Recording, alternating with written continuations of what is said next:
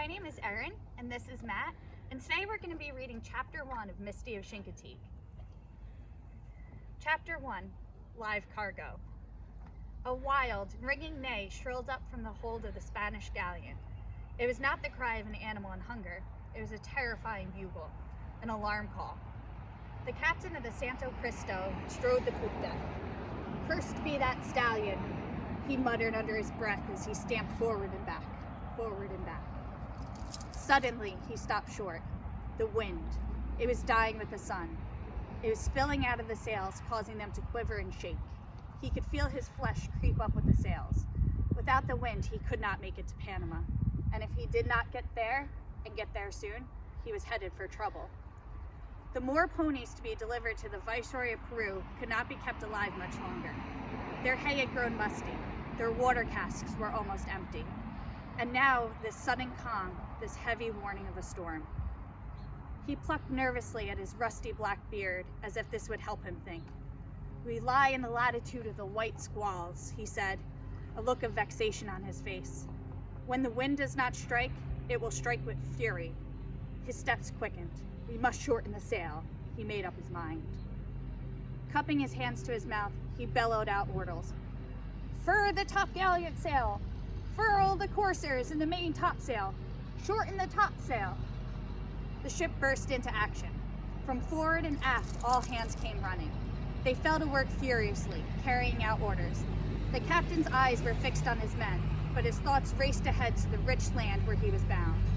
In his mind's eye, he could see the mule train coming to meet him when he reached land. He could see it snaking its way along the gold road from Panama to the seaport of Portobello.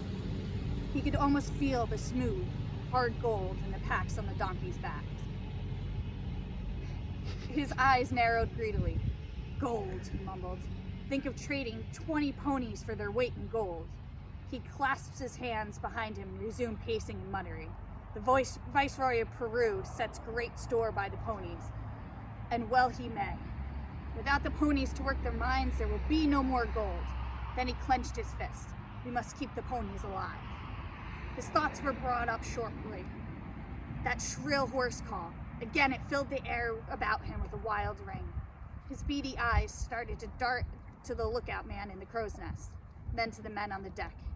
He saw fear among the crew. "Are you scared, Matt?" Scary! Meanwhile, in the darkened hold of the ship, a small bay stallion was pawing the floor of his stall. His iron shoes and their sharp rims and turned-down heels threw a shower of sparks, and he felt the strong charges of electricity.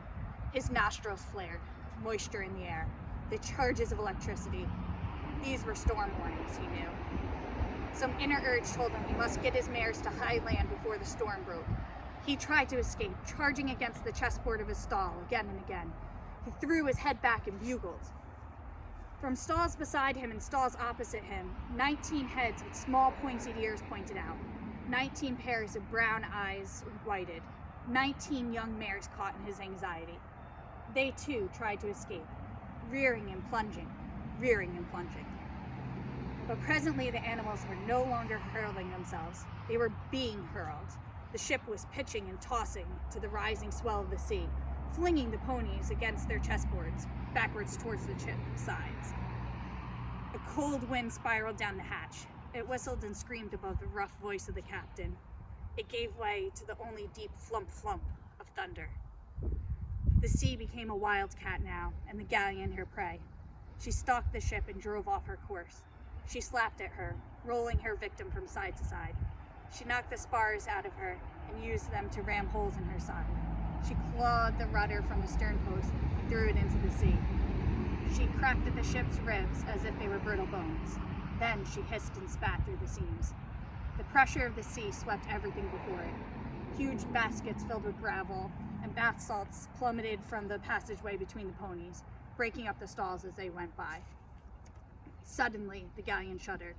From bow to stern came an endless rapping sound. The ship had struck a soul. Then, with the ripping and crashing of timber, and the hull cracked open.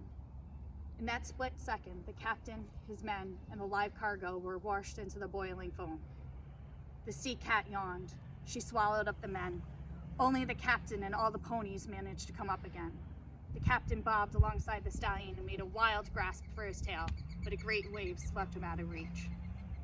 The stallion neighed encouragement for his mares, who were struggling to keep afloat, fighting the wreckage in the sea. For long moments they thrashed helplessly, and just when their strength was nearly spent, the storm died, and suddenly, as it is written, the wind calmed. The sea was no longer a wildcat. She became a kitten, fawning and lapping at the pony's legs. Now their hoofs touched land. They were able to stand. They were scrambling up the beach onto Chincoteague Beach, that long sandy island which shelters the tidewater of the country of Virginia and Maryland. They were far from the mines of Peru. What do you think, Matt?